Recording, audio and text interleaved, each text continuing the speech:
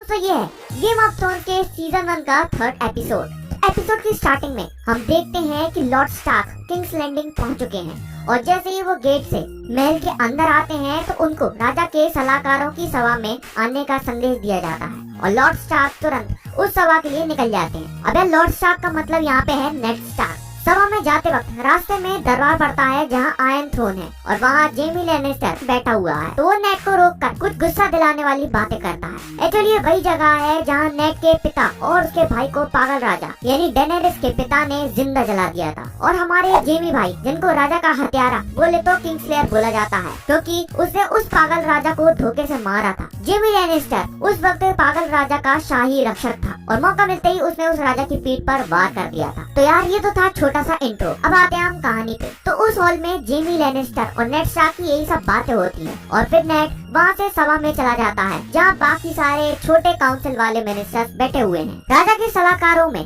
Robert का सबसे छोटा भाई रेनली, नेड की बीवी का आशिक पीटर बेलिश और एक टकला यानी लॉर्ड वेरिस है और यहाँ पे एक बूढ़ा ग्रैंड मेस्टर बंदा भी है। और दोस्तों मैं आप लोगों को बता चुका हूँ कि मेस्टर का मतलब होता है डॉक्टर, यानी आप इस बंदे को राजवैद्य भी बोल सकते हो। नेड स्टार्क वहाँ सबको हेलो हाय करता है और फिर सभा शुरू हो जाती है। रेनली यानी राजा का सबसे छोटा भाई बताता है कि नेड स्टार्क को हैंड ऑफ द किंग बनाने की खुशी में राजा रॉबर्ट एक मुकाबला रखना चाहते हैं और वो उस मुकाबले का बजट लॉर्ड स्टार्क को दिखाता है और नेड इनाम की रकम देख के बहरा जाता है। यहाँ राजवैद्य लॉर्ड बेलिश से पूछते हैं कि क्या खजाना इतना खर्च बर्दाश्त कर सकता है। तो तब बेलिश बोले तो यहाँ का फाइनेंस मिनिस्टर जवाब देता है कि शायद नहीं और इन लोगों को लॉर्ड टाइविन से उधार लेना पड़ेगा। अब यार एक छोटा सा character intro. Lord Tywin Lannister Jamie, Cersei और अपने बॉने टिरियन का बाप है और x hand of the king भी और वो करेंटली कासल रॉक का लॉर्ड भी है और साथ ही साथ राज्य का सबसे अमीर इंसान भी बोले तो जीओटी का अंबानी। अब यार यहाँ थोड़ी बातों से स्टार्क को पता चलता है कि राज्य पे 30 मिलियन गोल्ड कॉइन का कर्जा है। तो नेड की ये सुन के फट जाती है और वो मुकाबले की तैयारियों का काम रोकने को बोलता है। वो कहता है कि जब तक वो रॉबर्ट से बात नहीं कर लेता तब तक कोई भी तैयारियां नहीं हुई। वहीं रानी अपने बेटे के गाँव में मरहम लगा रही है और जोफ्री उस भेड़ियों वाले इंसिडेंट से बहुत ज्यादा नाराज रहता है। तो वो अपनी माँ से बोलता है कि वो सारे नॉर्थ वालों को खत्म कर देगा, लेकिन क्वीन यहाँ इसे बताती है कि जो भी हम लोगों में से नहीं है वो आपको दुश्मन है, लेकिन अच्छा राजा जानता है कि कब दुश्मनों को मारना है और कब नहीं। यानी ओवरऑल क्वीन सर्सी अपने बेटे को भड़का रही है और यार जोफ्री को इस तरह भड़काने के कॉन्सिक्वेंस क्या होंगे ये तो अपन लोग सीरीज में आगे देखेंगे। वहीं आर्या भी बहुत गुस्से में है क्योंकि उसके दोस्त को बेवजह मार दिया गया। वो अपने रूम में जाके अपनी तलवार से खेलने लगती है। तभी वहाँ नेड स्टार्क यानी उसके पापा आ जाते हैं और वो आर्या के हाथ में तलवार देखकर उससे पूछते हैं कि उसको ये तलवार कहाँ से मिली। तब आर्या बताती है कि ये उसकी तलवार है। वो नेड से पूछती है क्या वो ये तलवार रख सकती है। तब नेड कहता है कि अगर तुम इस तलवार को रखना चाहती हो तो जरूर रख लो, लेकिन पहले इसे चलाना तो सीख लो। वही विंटरफेल में ब्रेन को होश तो आ जाता है पर वो अब कभी अपने पैरों पर चल नहीं सकता।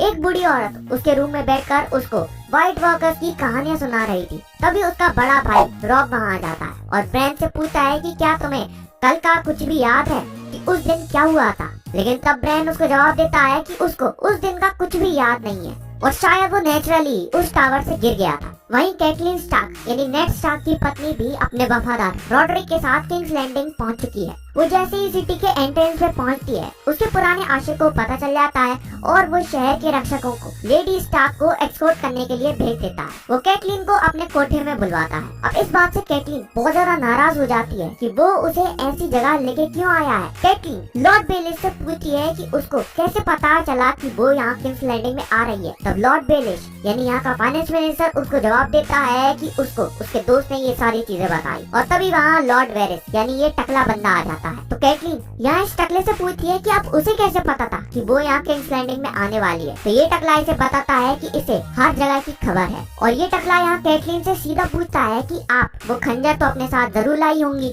तब रॉड्रिक यानी स्टार्क का वफादार इस टकले को वो खंजर दिखाता है। ये टकला इस खंजर को पहचान नहीं पाता और कहता है कि यार ये तो बहुत कीमती है क्योंकि ये वेलेरियन स्टील से बना है, लेकिन मैं इस खंजर के बारे में कुछ भी नहीं जानता। लेकिन तभी इस कोटे का मालिक यानी अपना फाइनेंस मिनिस्टर लॉर्ड बेलिश खंजर देखता है और कहता है कि वो इस खंजर को जानता है। वो यहाँ इन सबको बताता है कि किसी जमाने में वो खंजर उसका हुआ करता था, लेकिन एक बार वो बैट में इस खंजर को हार गया और फिर ये खंजर टिरियन लैनिस्टर यानी उस बौने का हो गया। वहीं बड़ी दीवार पे टिरियन मस्त अपना टूर कर रहा है और जॉन स्नो अपनी शपथ लेने से पहले वहाँ लड़ाई की प्रैक्टिस कर रहा है, क्योंकि जॉन स्नो एक अच्छे और बड़े घर का लड़का है, इसलिए उसकी लड़ाई की ट्रेनिंग बहुत अच्छी जगह हुई है और वो वहाँ आए नए लड़कों को आसानी से पेल देता है। बड़ी दीवार का ट्रेनर जॉन स्नो को कुछ खास पसंद नहीं करता, एक्चुअली वो किसी को भी पसंद नहीं करता और ये बात टिरियन भी बहुत जल्दी नोटिस कर लेता है और वो ये बात यहाँ के कमांडर मोरमोट को बताता है। तब कमांडर मोरमोट कहते हैं कि उसको ऐसा ही आदमी चाहिए जो कि चोर लुटेरों को अच्छा सिपाही बना दे। अब यार छोटा सा इंट्रो टाइम। बड़ी दीवार का कमांडर मोरमोट अपने जोरा मोरमोट का बाप है। अब जोरा मोरमोट वही बंदा जो कि डेनेरिस और खाल ड्रोगो की सेवा में लगा हुआ है और कमांडर मोरमोट जिस आदमी की बात कर रहे हैं वो आदमी बड़ा ही हरामी इंसान है। अपन लोग आगे भी देखेंगे।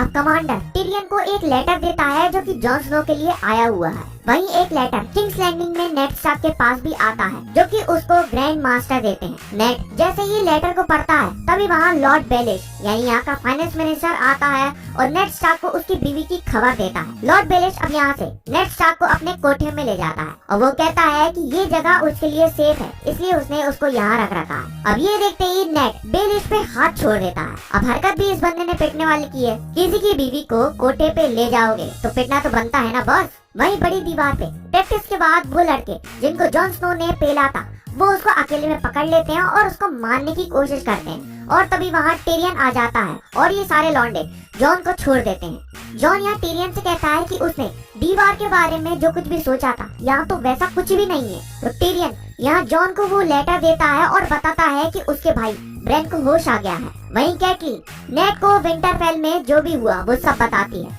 तब लॉर्ड बेलिश उनसे कहता है कि अगर आप रानी के भाई पे ये इल्जाम लगाते हैं तो ये राजद्रोह माना जाएगा और आपके पास इसके लिए कोई सबूत भी नहीं है। बेलिश यहाँ इन लोगों को बताता है कि जो खंजर इन लोगों के पास है उसके बारे में टिरियन यानी बोना कह देगा कि ये तो उसके पास से चोरी हो गया था और जिस हत्यारे के पास ये चाकू मिला वो बेचारा तो मर चुका है।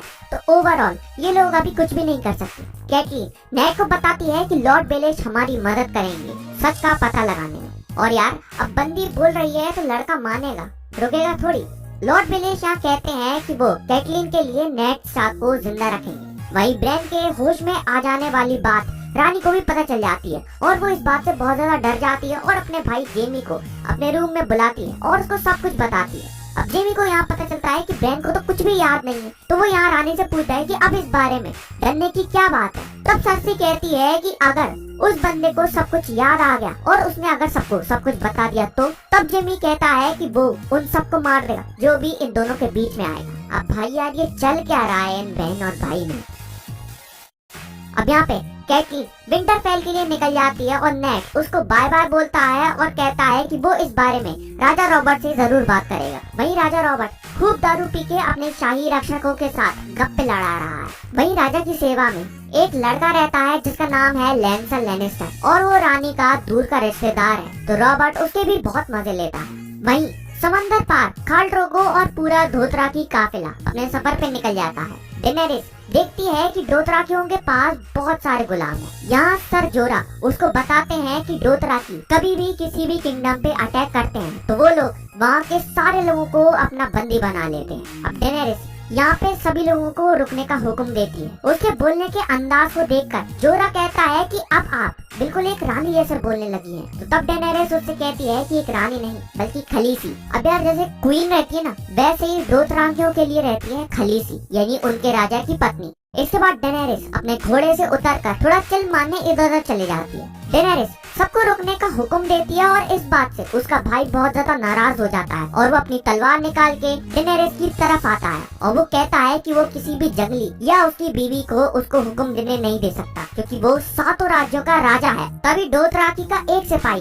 उसके भाई पर हमला कर देता है और तभी जोरा और बाकी लोग भी वहाँ आ जाते हैं। डेनेरिस कहती है कि उसके भाई को छोड़ दिया जाए क्योंकि वो नहीं चाहती कि उसके भाई को कोई भी नुकसान पहुँचे। तभी डेनेरिस का भाई जोरा से कहता है कि वो उस डोथराकी को मार दे, पर जोरा उसको इग्नोर कर देता है और खलीसी से पूछता है कि क्या वो लोग अब आगे बढ़ सकते हैं। तो डेनेरिस के भाई को यहाँ उसकी औकात पता चल जाती है। वहीं जॉन स्नो बड़ी दीवार के ऊपर जाता है जहाँ वो अपने चाचा से मिलता है। उसका चाचा उसे बताता है कि वो दीवार की दूसरी तरफ जा रहा है क्योंकि वहाँ उसे कुछ गड़बड़ की खबर आई है और उसको वहाँ जाके देखना पड़ेगा। वहीं टिरियन मस्त अपना टूर एंजॉय कर रहा है। वो वहाँ एक पहरेदार से मस्त खाने की बातें कर रहा होता है और तभी वहाँ बेंजन स्टार्क आ जाता है और कहता है कि आपके लिए तो हमारा काम मजाक की बात होगी। वो यहाँ टिरियन से बहुत ही सीरियस टोन में बोलता है, यहाँ तुम लोग जिन लड़कों को देख रहे हो ना, इनमें से आधे तो ठंडे से और बीमारी से मारे जाएंगे और बाकी बचे जंगलियों के हाथों मारे जाएंगे। अब बेंजन कहता है कि हम लोग यहाँ दर्द में मरते हैं ताकि आप जैसे लोग अपने बड़े बड़े कासल्स में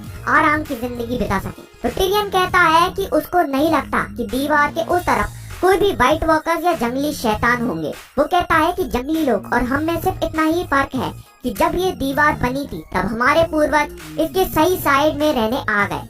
अब एक सीरियस बातचीत के बाद बेंजन दीवार की दूसरी तरफ निकल जाता है। वही समंदर पार खलीसी मस्त अपने टेंट में बैठी अपने बाल बना रही होती है और बाहर जोरा और एक डोथराकी बैठ के गप्पे लड़ा रहे होते हैं। तभी खलीसी की दासी वहाँ आती है और कहती है कि आज खलीसी को कुछ अलग खाना है और वो उनको ये भी बताती है कि खलीसी पेट से है। अब ये बात सुन के जोरा उसके लिए एक बकरा लेने चला जाता है। वहीं बड़ी दीवार पे जॉन की उन लड़कों से दोस्ती हो जाती है जो उसको मारने आए थे और वो उनको लड़ाई की कुछ टेक्निक्स भी सिखाता है। और लॉर्ड कमांडर और दीवार के मेस्टर एमोन टारगेरियन टिरियन को बताते हैं कि दिन छोटे होना शुरू हो गए हैं और सर्दियाँ आने वाली हैं। यहाँ कमांडर ये भी बताते हैं कि वो हर महीने जंगलियों को पकड़ रहे हैं और वो सारे के सारे जंगली साउथ की तरफ भागे जा रहे हैं। उनका कहना ये है कि उन लोगों ने व्हाइट वॉकर्स को देखा है। तो ये दोनों टिरियन से कहते हैं कि आपकी बहन 7 राज्यों की रानी है तो आप उनसे कहें कि हमें उनकी मदद चाहिए। वो टिरियन को बताते हैं कि अब उनके पास उतने आदमी नहीं है